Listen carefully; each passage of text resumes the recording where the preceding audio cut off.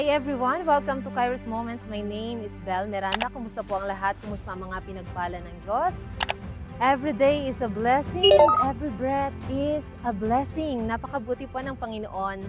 So right now, we're here in Baguio, not for a vacation. So look at the view.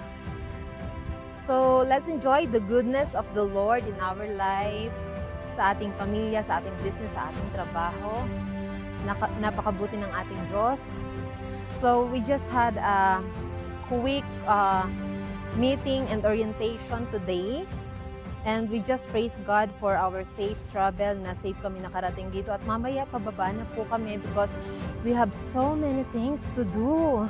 Pero sa kabila ng marami tayong gagawin, wag po natin kakalimutan that in everything that we do, i-offer natin sa Panginoon, i-commit natin sa Lord. At the same time, it should glorify God and let everything that we do be done in love. So hindi po yun mawawala. Lalo na, may mga in-expect tayo sa buhay po, no, na sometimes hindi umaayon, opposite according to what we are expecting. And negative pa, in-expect natin positive, pero bakit naman sobrang opposite? Just like what had happened sa amin today habang papunta po kami dito. But anyway, let me share this verse with you in Romans 8:1-8. All things work together for good to those who love God, to those who are called according to His purpose. So mabuti o masama, ang Diyos lang ang nakakaalam. So anyway, bago po ako magpatuloy sa aking testimony, so samahan niyo po ako. Ayan, napakabuti ng Diyos.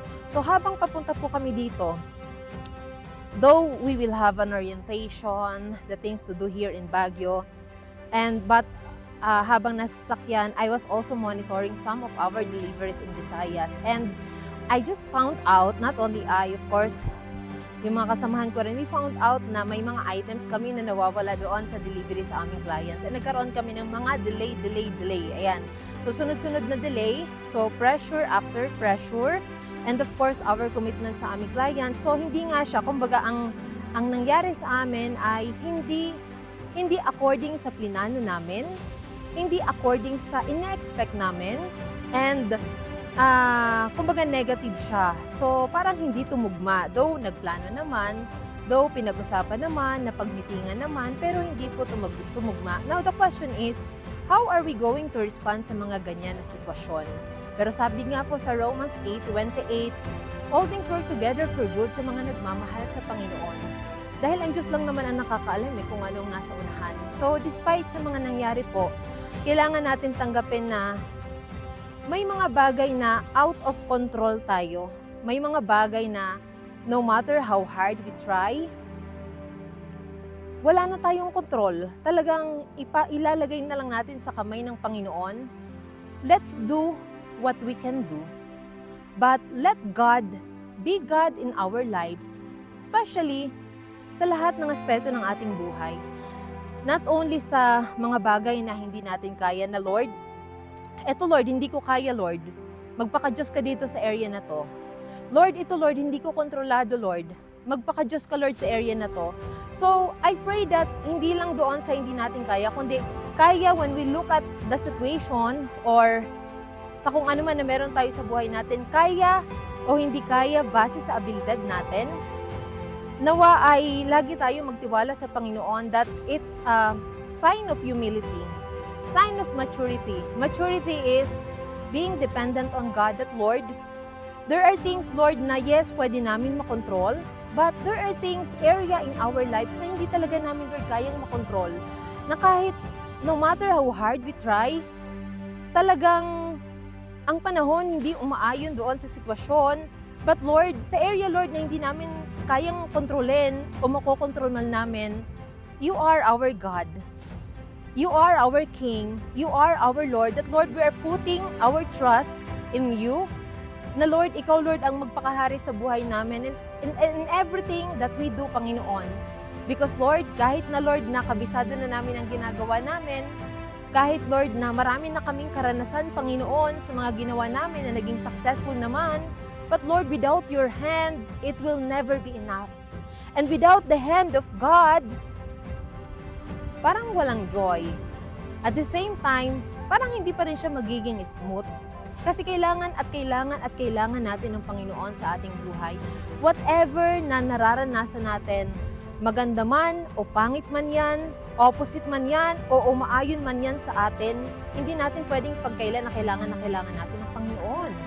So, anyway, sa kabila ng habang tinitake ko po ito, nagmo-monitor pa rin kami ng aming delivery. But we praise God because we know na, okay Lord, wala naman Lord problema na hindi kayang solusyonan. And kung may nawala, okay Lord, you will provide for that. And what is important is, for every testing, for every opposite thing that is happening in our lives, yung maganda ay marunong tayong harapin yun at hindi natin tinatakasan. Hindi tayo yung takbo ng takbo. Kailangan ay harapin natin yung responsibility natin. Yes, God is the God of compassion, but He wants also for us to be responsible. So God is so faithful, ano? So sa lahat po right now na nanonood nito, I'd like to encourage you continue to praise God, glorify the name of the Lord Jesus Christ, and whatever our situation, wag po tayong tumigil sa pagpuri sa Panginoon at wag po tayong tumigil sa paglalagay ng ating tiwala sa Kanya and continue to testify the goodness of God. Because life is beautiful. God wants us to enjoy our lives. Sa kabila ng mga hindi magandang nangyayari sa ating buhay, sabi nga in Jeremiah 29:11, "For I know the plans I have for you, to prosper you and not to harm you, to give you hope and future." So that is the plan of the Lord in our lives. So again, whatever is that, we know that in the future, maniniwala tayo at patuloy natin na idideklara sa ating buhay that we know our God, that God is faithful. We know that our God will save us. We know that He will rescue us. He will provide us. He will heal us because His plans for us are perfect.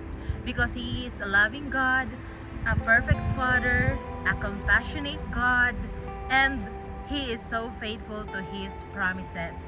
So again, mabuti o masama, ang Diyos lang ang nakakaalam, pero the situations may have so many changes, but God is so faithful na hindi siya nagbabago. Ang Panginoon ay tapat noon, tapat ngayon, at tapat magpakailan pa man. So thank you po and God bless.